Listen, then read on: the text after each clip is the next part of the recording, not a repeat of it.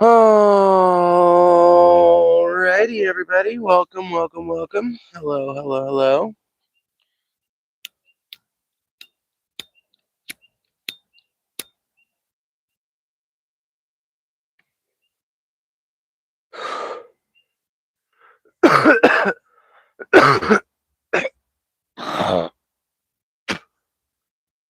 We've got a rare opportunity for a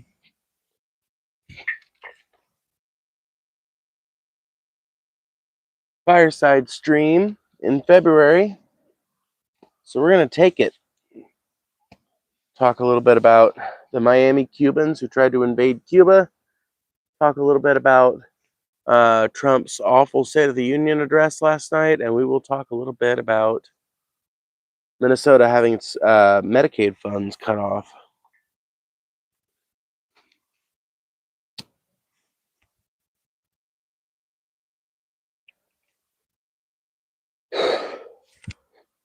Reminds me how the world is on fire.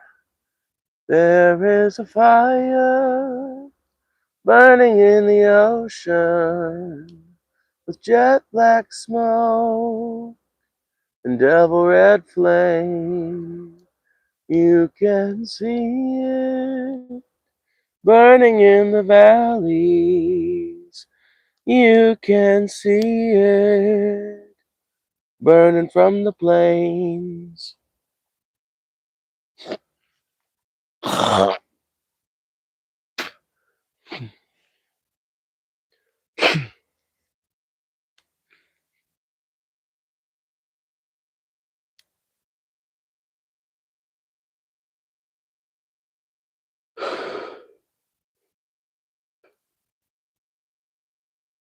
Make sure you guys hit that like button as you're rolling in. Such an amazing glow, isn't it? Isn't it nice? There really is something deeply satisfying about sitting next to a fire.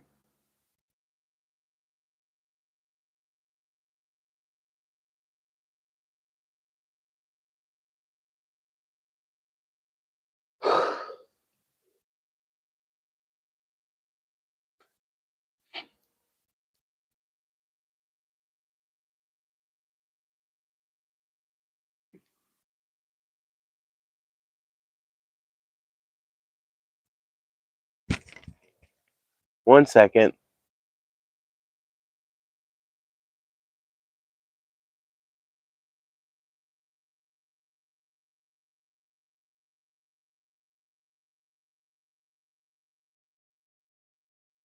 There we go. Now we're good.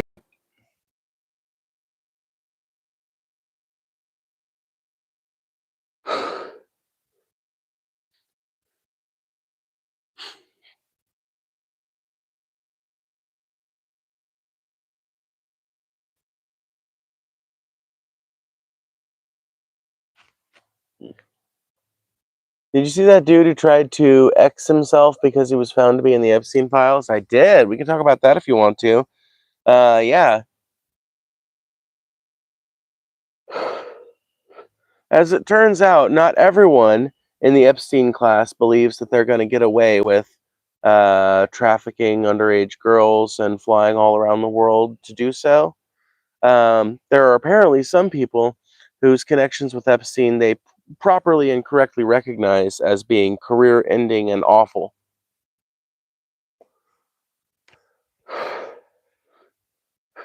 Unfortunately, we're going to need a little bit more than just a few of them Xing themselves out. We're going to need like massive, systemic, structural rebuilding. We basically need to reformat our systems from the ground up to get rid of this Epstein class problem. And honestly, the Epstein class is a predictable result of allowing capitalism to run roughshod over your country, allowing there to be a two-tier justice system where people that are rich can pay for the best lawyers and pay for they can bribe judges, they can bribe police officers, and people that are poor are fucked over and out, left to the tender mercies of the American justice system.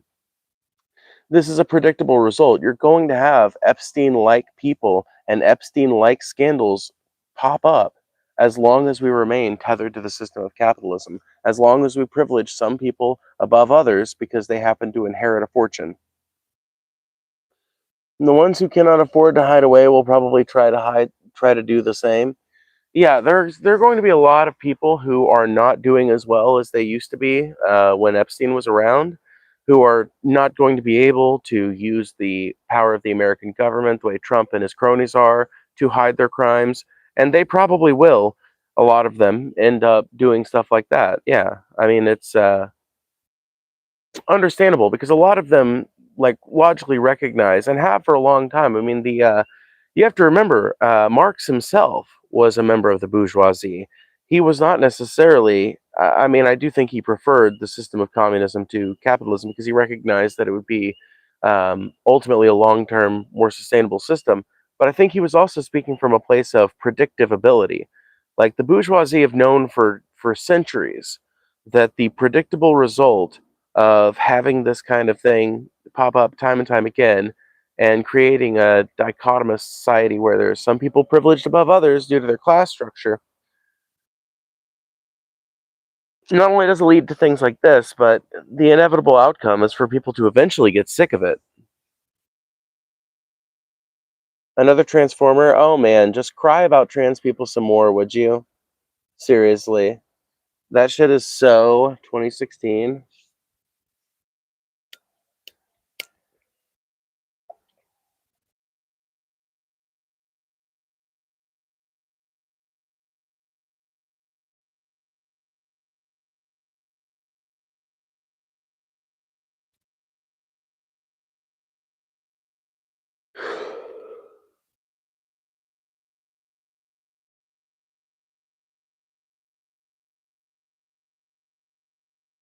So you want to complain about a class juncture while at the same time your solution is giving all the money to a handful of people and expecting them to give the money back? Where did you get that idea, friend? Where is that coming from? I'm an advocate of socialism, which is the owners, or I'm sorry, which is the workers being the owners of the means of production. Democratic control of the means of production is what socialism means. I'm not advocating for giving all the money to a small group of people and hoping they redistribute it correctly. I'm advocating for working people to take control of the factories and farms on which they work and the service centers, retail outlets, etc. Obviously, there's a lot of different businesses required to keep the modern economy functioning. Hopefully, we all recognize this without me having to say it out loud. Do you think some good will come of this? Meaning, will there be less pressure on getting help with attraction to underage people because those type of people won't just go away? No, no. I think that this is actually, if anything, going to lead to an upswell of people being categorically violent towards the idea. I mean, I can't say I blame people necessarily, obviously, but I don't think the Epstein scandal is not a result of like rampant pedophilia. The Epstein scandal is a result of allowing there to be a class framework where you've got some people privileged above other people on the basis of their class. Like as long as our justice system can be influenced by capital, as long as our society can be built on the back of workers with no fair compensation for their labor, as long as like a small group of oligarchs are allowed to control everything and make all the decisions that impact our lives, you'll never see you'll never see a true addressing of the problem. You could address like psychological pedophilia and everything like that um, effectively amongst the general population with psychiatric help or whatever, and it still wouldn't solve this problem because ultimately, in my opinion, the reason why they were trafficking underage girls is not because they were all actually like super duper attracted to underage girls.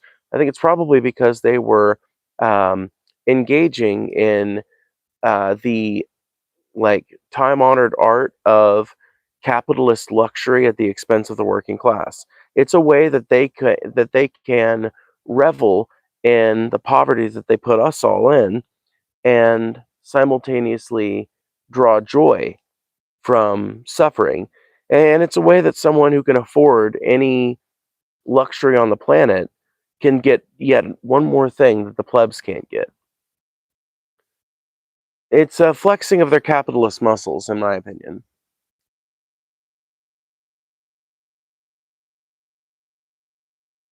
Make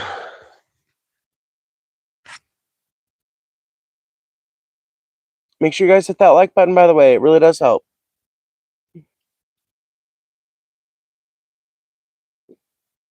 I paid you for the bingo game. I know you won. Hey, I did indeed. Thank you, Aria. I appreciate that a ton. You are the fucking coolest. I knew you would come through, Aria. I fucking knew it. Aria has donated $50 on Cash App because she is dope and knew that my predictive abilities when it came to the State of the Union were going to come through. So you and Paul are pretty much best friends, huh? No. No. No. No, I'm actually closer to TJ than I am Paul.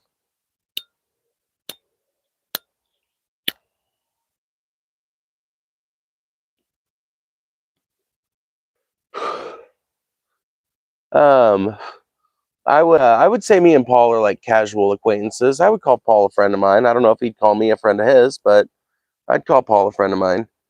But me and TJ are definitely friends.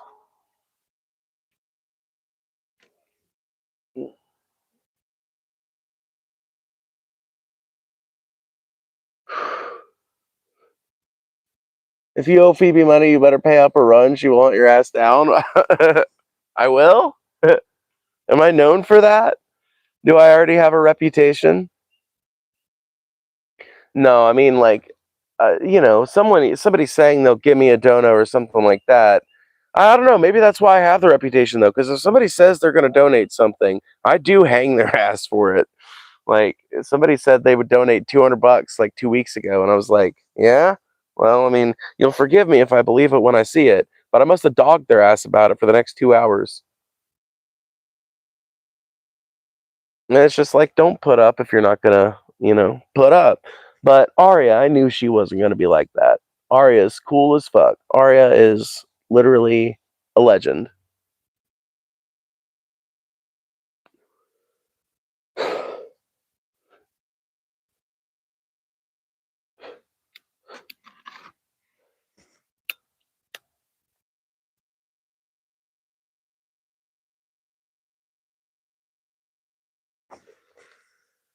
So yeah, did you guys hear that some Miami Cubans tried to invade Cuba?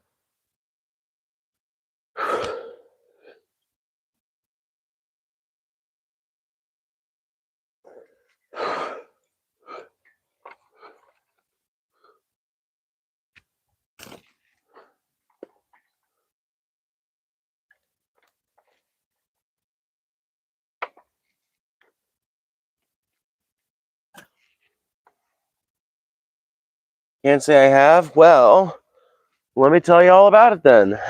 So, some renegade Miami Cubans hired a private security company, it's looking like, with a speedboat to basically do like some sort of, I don't know, miniature Bay of Pigs or something. I don't really know what their goal was, and as far as I can tell, neither does the Cuban Ministry of the Interior or whatever it's called. Their government offices don't exactly know what their plan was either, but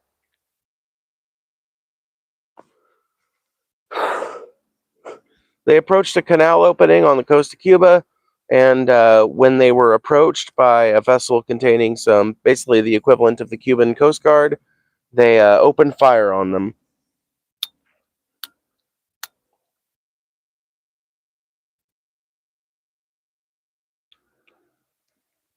Why would they do such a thing? I have two theories on this, and I think I'm leaning towards the government intervention theory. One theory is that it was just a bunch of like renegade Miami Cubans that wanted to maybe like take some people back to America or something like that. Um, but I think it's actually more likely that this has. I don't know about you guys, but this has the U.S. government's fucking fingerprint all over it in my estimation.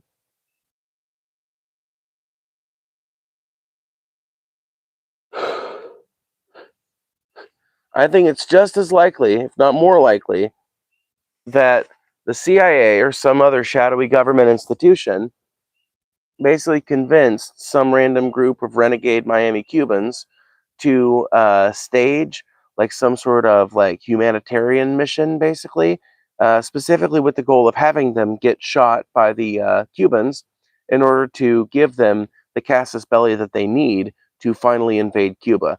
This might be like our Gulf of Tonkin incident for like invading Cuba, unironically.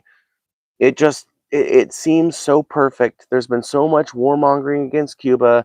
The State of the Union didn't mention Cuba specifically. I was listening for it too because it was one of my bingo spots. But I find it incredibly likely. Um, Given in fact, I think it makes it more likely because we didn't hear anything about it during the State of the Union. It was almost conspicuous in its absence.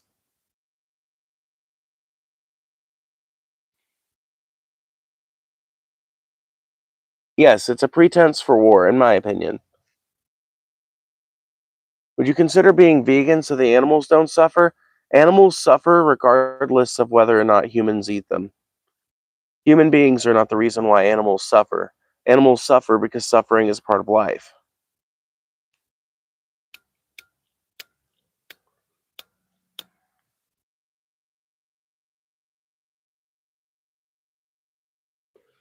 The real goal should be reducing suffering.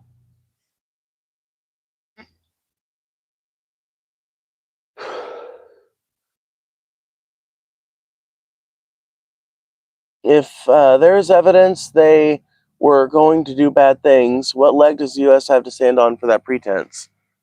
Um, what makes you think the leg? Well, like, what makes you think the U.S. needs like an effective leg to stand on?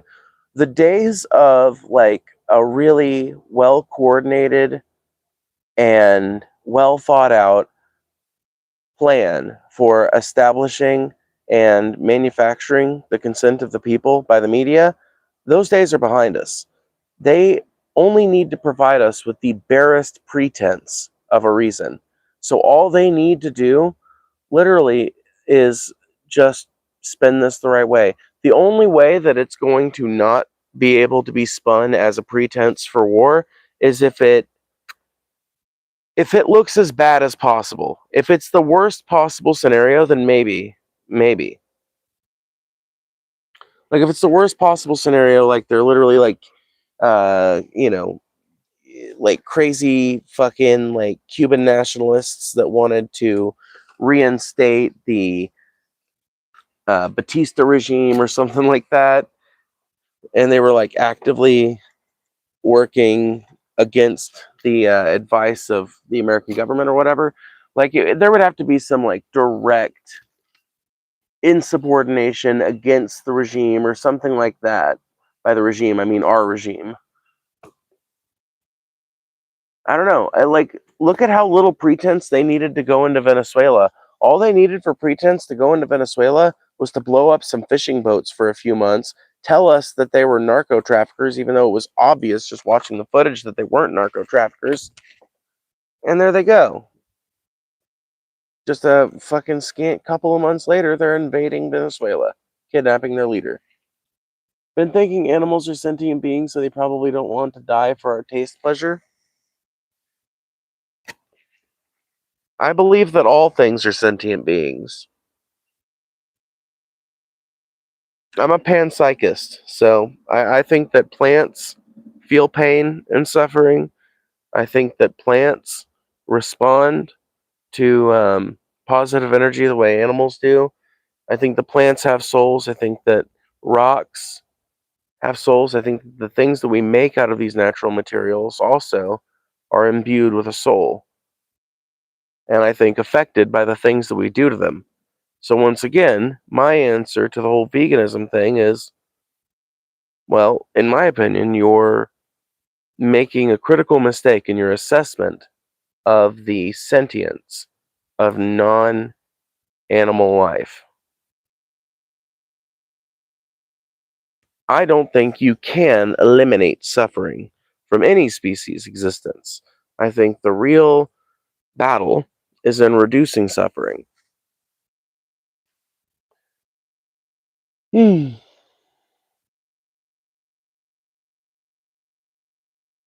I loved what you said last night that not every trans person is an automatically good person. It might sound shallow to others, but it was deep to me. Yeah, I mean, like, it it does, like, there is a shallowness to it because it's something you shouldn't have to say. It should be obvious. But one of the problems with the one of the problems with the polarization of people when it comes to marginalized communities like trans people right now, or like black people in the civil rights era and things like that, is you can get this idea in people's heads, usually the heads of allies, would be allies, but sometimes even in the heads of bigots too, that all trans people follow this very specific mold. Now, obviously, most bigots think trans people are awful, but there are people I would consider anti-trans bigots, at least to some degree, who have this like very Mary Sue vision of trans people, where they're like technically bigoted in a certain way because like they are like rabidly opposed to trans kids getting the care they need, for example, or they are like trans medicalists in some way. But to the extent that they do believe in trans people, they just think that we're all like perfect angels, and it's a particularly common affliction among allies. But the truth of it is, to have a truly nuanced and egalitarian view of any marginalized community, you have to accept that occasionally there's going to be a bad egg among them. Wait, so has it gotten to the point where U.S. citizens are now going to other countries to be terrorists? Are we in the upside down? Oh, my friend. We've been in the upside down for a long time. This is actually not uncommon for Americans. We've been doing it since our colonial days. Yeah. America used to have a little base of piracy on an island that it technically owned. Like, we have been a country that has been willing to allow its citizens to engage in limited acts of terrorism against other countries for a long time. Long time.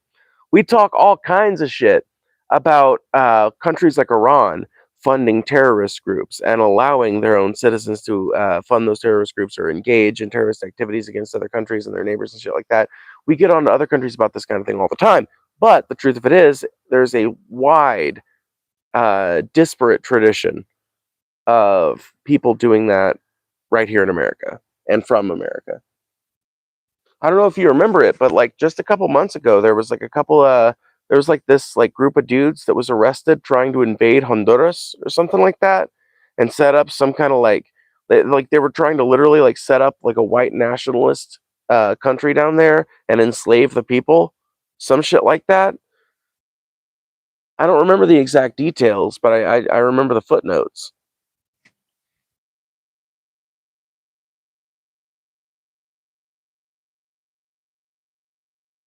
Bro, you're not trans. You're a wannabe trans. Okay, I've literally been out as trans for 6 fucking years, and I've like been happy living as a woman in that time. But like, okay, like what? Like how? What? Where? Like, can you give me some more to work with besides like a base accusation of like you faking it? I can't do much with that, friend. I really can't. Like, all I can say is nuh-uh. And well, I've been out for a long time before I ever started streaming, so like, huh? We let Somali pirates in too, bro. Donald Trump said Somali pirates one time, and now literally every dumb motherfucker in America thinks that every Somalian is a pirate now. I love it. For the record, most Somalis are not pirates. They're just normal people that own businesses and daycare centers occasionally.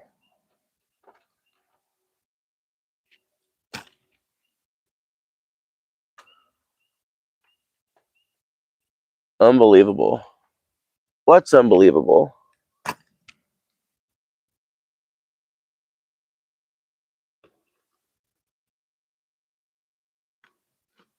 Make sure you guys hit that like button, by the way. We are doing... Yeah, I think the algorithm didn't pick me up either. Let's see, where are we at on battery? Alright, yeah, we're going to restart the stream. Hold on.